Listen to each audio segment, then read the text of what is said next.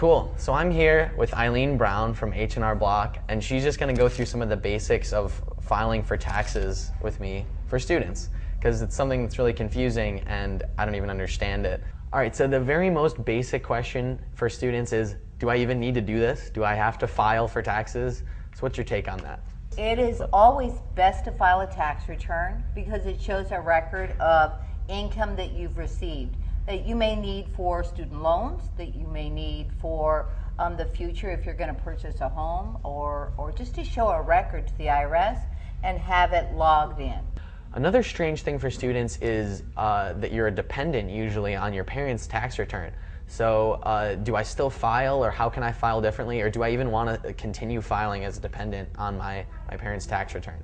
Well, your exemption is what's in question. Mm-hmm. And it's a very important, people make this mistake all the time. So it's best to talk to your parents and see if they're claiming you as a dependent on their tax return. If they are, that does not mean that you can't file. You still want to file. So if they're claiming you as a dependent on their tax return, there's some tests that determine dependency. And if they are supporting your university stay or your college stay and your tuition and whatnot, there are credits related to that. Okay, so really simple question here. What is actually the difference between a credit and a deduction? That's a good question. So a deduction will lower your income so that when you look at the tax tables, you're going to be taxed on a lower taxable income. A credit lowers taxes directly. So, and there are refundable credits, and there's credits that will bring your tax down to zero. Okay, so now we get into some of the good stuff. What are some kind of unique tax credits, tax deductions that a student can take? Maybe things that usually people don't realize to file for. Well, with the new Recovery Act that just passed, there is a credit that has really changed in a very big way for students. And so, of course, there's the HOPE credit, which has been around for a while. And the HOPE credit is targeted to assist individuals who are in their freshman or their sophomore year, the first 2 years.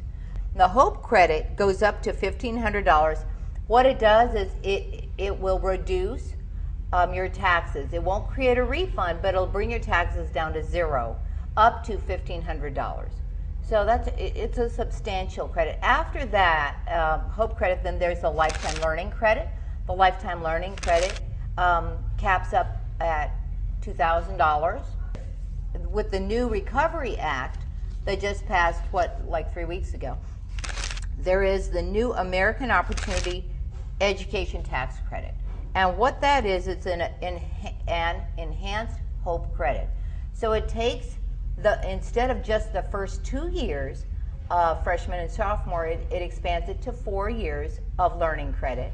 And it moves that $1,500 to $2,500, which is really cool. Mm-hmm. It includes expenses like the purchase of a computer, things that are used for the college stay. And then it takes the $2,500 credit, or whatever the credit is, anything up to, caps at $2,500, and makes 40% of it refundable. So if any of it is unused, it can actually move you into a refund, which is very cool and brand new. So what are some ways that H&R Block can help a student, whether I'm filing online or whether I'm filing with H&R Block or the family's accountant? What are some things that you guys offer? We'll check a person's tax return for $29. So if there's missing items on someone's tax return, and that happens 4 out of 5 times. So when we check someone else's tax return, whether it's the family CPA, whether it's dad's always done my taxes type of thing, or whether I was online and I used this type of service, we'll check that tax return. So, all right, at the very basics, I've got someone else perhaps preparing for me, or maybe I'm doing it myself. But what do I need actually to start with? What are the actual forms that I need to get this rolling? You need your W-2, if you've got a W-2.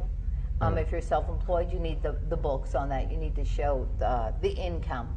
So anything related to income, whether it's taxable or not taxable, that's something the tax professional will assist in determining. Some items are not taxable, some are.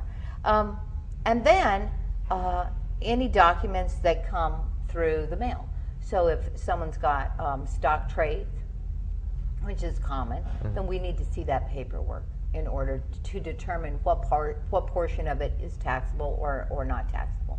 So statements from financial institutions, and then also expenses related to fees that a student has incurred during the year. So basically, I just want to save all school-related expenses in a brown bag or manila folder, write it all down in a nice chart, and then also keep all forms that say letter-number, Right. And send those in, and then I'm pretty much taken care of, right? Absolutely. Most tax documents say tax documents enclosed on the outside of the envelope. So, you know, those you want to definitely bring in. Okay, cool. Well, thanks a lot, Eileen. I really appreciate it. I'm sure the students appreciate it. They might have to watch through the video a few times to get through like some of the jargon and write down all the credits, but we really, really appreciate it. Not at all. Thank you so much. It's a pleasure.